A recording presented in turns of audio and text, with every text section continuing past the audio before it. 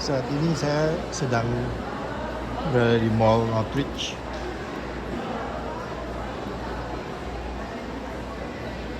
Sambil melihat-lihat situasi karena sudah lama hilang kegiatan sejak pandemi.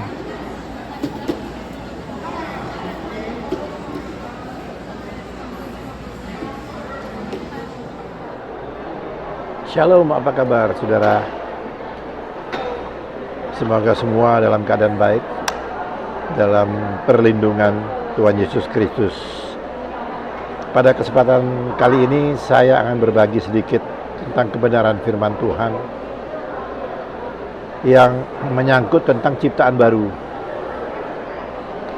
Kita tahu bahwa siapa saja yang hidup dan berkata bahwa dia telah lahir baru, maka dia adalah ciptaan baru. Yang lama sudah lewat, sudah berlalu, dan yang baru telah datang dan bahkan mulai perlahan-lahan menuju kepada kesempurnaan. Oleh karena itu, kita akan membahas sedikit mengenai apa yang dikenal dengan ciptaan baru. Ada tertulis di dalam kitab Korintus pasalnya yang kelima ayat yang ke-17 dikatakan, Korintus pasal yang kelima ayat yang ke-17 bunyinya demikian. Jadi siapa yang ada di dalam Kristus, ia adalah ciptaan baru. Yang lama sudah berlalu, sesungguhnya yang baru sudah datang. Saya ulangi, Korintus 5 ayat yang ke-17. Jadi siapa yang ada di dalam Kristus, ia adalah ciptaan baru. Yang lama sudah berlalu, sesungguhnya yang baru sudah datang. Bukan baru mau datang, tapi pada saat kita lahir baru, itu artinya perlahan tapi pasti mulai kita diubahkan menjadi menuju kepada kesempurnaan. Tapi mulai diubahkan hari demi hari oleh Roh Yesus atau Roh Kudus yang menjadi meterai daripada janji Tuhan kepada setiap kita yang mau percaya kepada janji-janjinya. Oleh karena itu saudara, kalau ada orang benar atau orang percaya yang hidupnya bukan menuju kepada ciptaan baru, tetapi menuju justru makin lama makin mirip kepada sifat-sifat dan karakter-karakter yang lama, itu sudah tidak lagi bertentangan dengan apa yang dikatakan oleh firman Tuhan yang kita dengar tadi dari Korintus 5 ayatnya yang ke-17. Kalau dia katakan bahwa oh, saya tinggal dalam Yesus, Yesus tinggal dalam saya, oh saya anak Tuhan, maka ia seharusnya adalah ciptaan baru. Ini tertulis dalam kitab Korintus 5 ayat yang ke-17. Apa itu ciptaan baru? Artinya yang lama, yang dulu misalnya masih merokok, sekarang sudah tidak lagi. Yang dulu mungkin masih melakukan perbuatan-perbuatan yang tercela di hadapan Tuhan, sekarang hari demi hari perlahan-lahan, walaupun tidak instan, tapi menuju kepada perubahan atau menuju kepada sesuatu yang positif, yang baik. Memang belum sempurna, tetapi menuju kepada sempurna. Tetapi intinya bahwa setiap orang percaya, yaitu saudara dan saya, adalah ciptaan baru. Kita harus menuju kepada serupa dan segambar dengan Kristus, dengan Elohim, dengan Bapa di surga, dengan Tuhan. Bukan malah tambah mirip dengan nenek moyang kita atau orang-orang dunia. Misalnya semakin lama semakin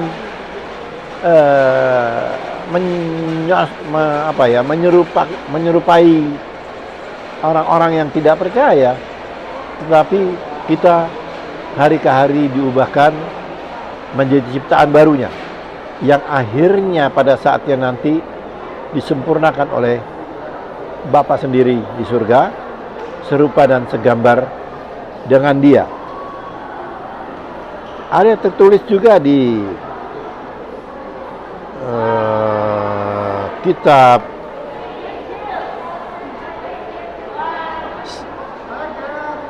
Yohanes pasalnya yang kedua, ayatnya yang ke-6, dikatakan bahwa barang siapa mengatakan bahwa ia ada di dalam Yesus, ia ada di dalam Dia, ia wajib hidup sama seperti Kristus telah hidup. Barang siapa mengatakan bahwa ia di dalam Dia, ia wajib hidup sama seperti Kristus telah hidup. Sama seperti Kristus telah hidup itu artinya, ya apa yang telah diketahui bahwa selama Yesus hidup di dunia ini, apa yang dia lakukan?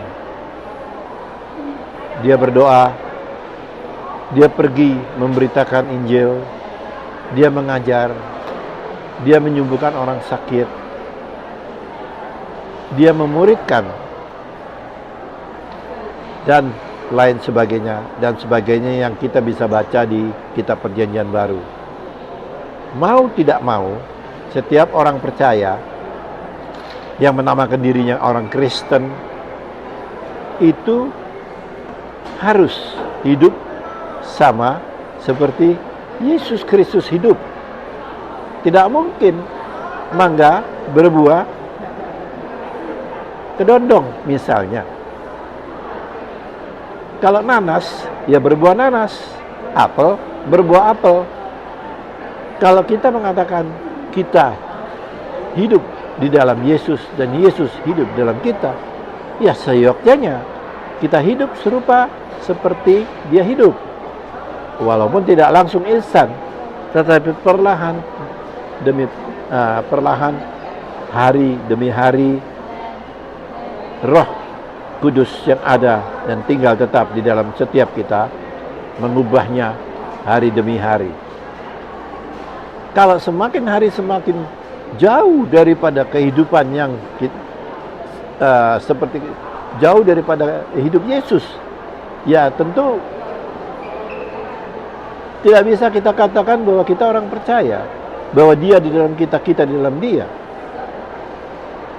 Sebab tidak mungkin firman ini salah. Tidak mungkin Roh Kudus itu salah bekerja apabila Dia katakan bahwa kita hidup di dalam Dia. Kita pasti perlahan namun pasti kita pasti menjadi ciptaan barunya, serupa dan segambar dengan Dia. Kiranya sharing singkat ini yang saya bagikan ini boleh menjadi berkat, dapat melahirkan inspirasi untuk memberitakan kepada mereka-mereka yang memerlukan. Shalom dan Tuhan memberkati.